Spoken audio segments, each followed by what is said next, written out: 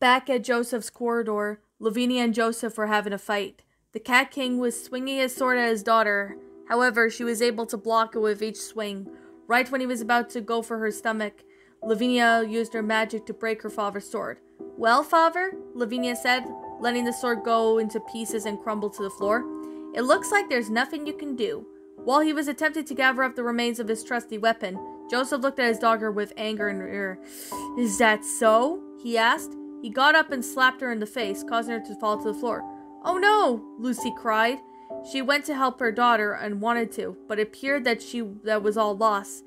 However, when she heard a voice saying, "Lucy," it didn't take her long to realize that it was from Taka the Echna. "Taka?" Lucy asked. "Do not fret, your majesty," Taka said. "You could still help your daughters." "How?" Lucy asked again. "Recite my prayer. It will help your daughter regain their strengths," Tekla explained. "Repeat after me. Tekla and chaos above, hear my plea. Please protect Lavinia and Katerina from the evil greed. Guard them down with all your brightness light, and shield them with all your might." Lucy nodded in her head and remembrance and prepared herself for the prayer. She lowered her head and closed her eyes, and she held her hands together, and before she could begin reciting the prayer, Tekla told her, "Taka and chaos above, hear my plea," Lucy started. Her body began to glow. She looked little notice of it and continued the prayer. "Please help protect Lavinia and Katerina from evil greed," she pleaded. Her body glowed brighter in the process. "Guard them with your brightest light," she ordered. As her body glowed bright, that the room began to glow as well. "And shield them with all your might," Lucy concluded. Opening her eyes and spreading her arms out, she felt the energy being handed over to her daughters. Meanwhile, back in the dungeon, Katerina was struggling to get back up after being punched in the stomach, but she began to notice that her body started glowing. She isn't entirely sure what was going on, but Tako called out to her saying, "It's okay, Katerina. Your mother has lent her energy to you and your sister, so you should be able to fight again." Feeling that her energy was coming back, Katerina got up from the floor. "What in the world?" Marcus gasped. He couldn't believe that she was getting up, despite being punched being strong. "Marcus, you tried your best to get me down on hands and knees," Katerina stated. "Well, look at me. I'm still standing." During that slow transformation with her rage form, her eyes would have changed from a yellow towards red, where her fur and skin had changed into different shades of red. "Now it's my turn to take you down!" Katerina shouted, fully completed her rage form. She then used her powers to knock Marcus off her feet. At first she was able to dodge her magic with his sword, however it began to break and crumbled to pieces after being used to block such a strong magic. Seeing that what could become his weapon, Marcus was helpless to defend each block with strong magic. And seeing that it had to become his weapon, Marcus was helpless to defend himself. "Oh no," he said under his breath. Katerina used the last of her magic, finally causing Marcus to fall to the floor. He wasn't able to get up himself since her powers had such a strong force. Transforming back into her regular self, Katerina got down on her hands and knees, allowing her to catch her breath. She then looked at her necklace and saw that it started to glow. Then she looked up to see Marcus's body glowing, and at that point, Katerina realized that it was time to seal Marcus inside her necklace. So she got up from the floor and looked at her fallen cat with determination. "Well, Marcus," Katerina said, "I wish we had more time to settle this fight, but I'm afraid it's time for you to go." She placed her hands on the necklace. "Marcus the cat," Katerina commanded, "as punishment for tormenting me and my sister over the years, you shall forever be banished from existence.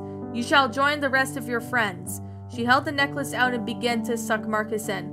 Realizing that he was about to be sealed in, he tried to fight it, but all was unsuccessful. "No!" he shouted. "I beg you, please forgive me. No!" Marcus swirled around Katerina multiple times before heading straight into Katerina's necklace. With the former cat swordsman being finally sealed, her necklace glowed brighter than before. The same mysterious force earlier knocked Katerina out. In the meantime, Lavinia was lying down on the ground after being slapped across the face by her father, when she discovered that her body was glowing as well. She was baffled by this before the voice from Taka and Chaos said, "Do not be afraid, Lavinia. Your mother has lent you energy for you and your sister. Now you should be able to fight again." Understanding what the Echna was telling her, Lavinia nodded her head before getting up on her feet. Joseph stuttered, I don't understand. He was extremely lost in thoughts of words as he watched his daughter getting up from the floor. Speaking of his daughter, she looked at him with fury and fire in her eyes. I am Lavinia the cat, Lavinia stated. I was born as a princess, but grew up as a girl longing for freedom and love. This is who I am, and I'm not the one you deserve to be exiled from my home. The only person that is to be exiled is you. Just then Lavinia's eyes changed from yellow to green, and her fur and skin changed into different shades of green. She then screamed at the top of her lungs, unleashing her rage form. Without hesitation, Lavinia used her powers to bring her father down to the ground. Even though he was able to dodge some of them, the force was too strong that Joseph couldn't stand any longer. With as much energy as she had left, Lavinia used the last of his powers on him, finally causing him to fall to the ground. As she transformed back to her normal self, she landed on her hands and knees, beginning to catch her breath. But by this time, she discovered that her necklace was glowing again. My necklace, Lavinia gasped. It's glowing. The Cat Queen walked over to her daughter and kneeled down beside her. Well, my dear, she said, I think it's time. Lavinia then turned to her father, whose body began to glow. She then looked back at the necklace and nodded her head, allowing her mother to back away. She got up from the floor and held the necklace out in her hands. Father, Lavinia said, as punishment for disrespecting my mother after she passed away, damaging our democracy with forced labor, you disagreeing with our family, and your stubbornness of cowardice, you are hereby banished from existence. Just then Joseph felt that he was being sucked in, and then he realized that his own daughter was stealing him inside her necklace. Oh no, he shouted. Why? Why must my fate be sealed? The Cat King tried to fight it by holding onto the crystal ball, but the force was too strong. He lost his grip. Lucy, my wife, I begged you, please forgive me, Joseph begged. We could still rule this kingdom together, just the two of us. Unfortunately, his pleas and forgiveness fell in deaf ears. No, Joseph shouted. His whole body swirled around and Lavinia a couple of times until he was sealed in her necklace. Suddenly, her necklace began to glow brighter, and the mysterious force knocked her out. As soon as the both cats were knocked out cold, Lavinia and Katerina began to float from the ground. Some strange orbs appeared and surrounding them. Lucy saw all this and began to physically tell Sonic and Shadow what was going on. As for Sonic and Shadow, they finally saw the Death Egg robot becoming overwhelmed with all the beatings it received from both hedgehogs. You ready? Shadow asked. You bet, Sonic answered, and they summoned the last of their powers from their super state to deliver the final blow. Once they were ready, Sonic and Shadow shouted, Chaos Control! Chaos Control is a power that allows anyone using mystical power from the Chaos Emeralds to warp up time and space. But this time, they used the power to take down the Death Egg robot, which is a point appeared from ovulation. All right, Sonic cheered. We did it. Excellent, Shadow said proudly. I knew we could do it. As for Dr. Eggman, he just couldn't believe what he just saw. No, no, no, no, no, he shouted. The years of Academy robotization and robot making wasted. He kneeled down on the ground, landing on his hands and knees, and cried his eyes out. Suddenly, Sonic saw something that caught his attention. Hey, Shadow, look, he said, pointing in a direction.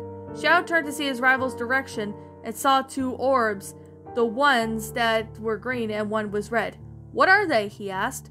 Well, I don't know, Sonic answered, but it seems that Lavinia and Katerina are inside. In that case, we better get them out of there, Shadow stated. Right, Sonic agreed.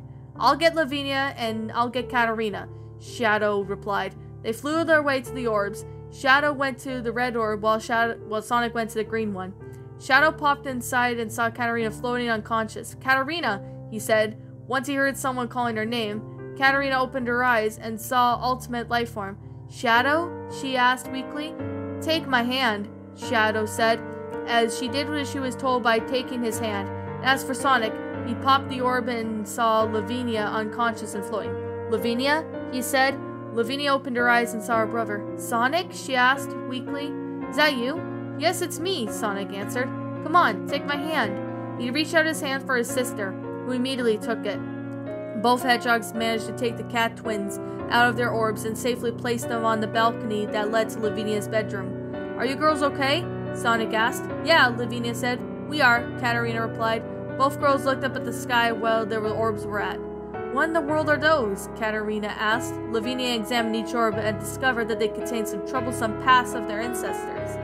"These must be the pasts our ancestors have to bear," Lavinia answered. "Huh?" Katarina asked, not getting what her sister was saying.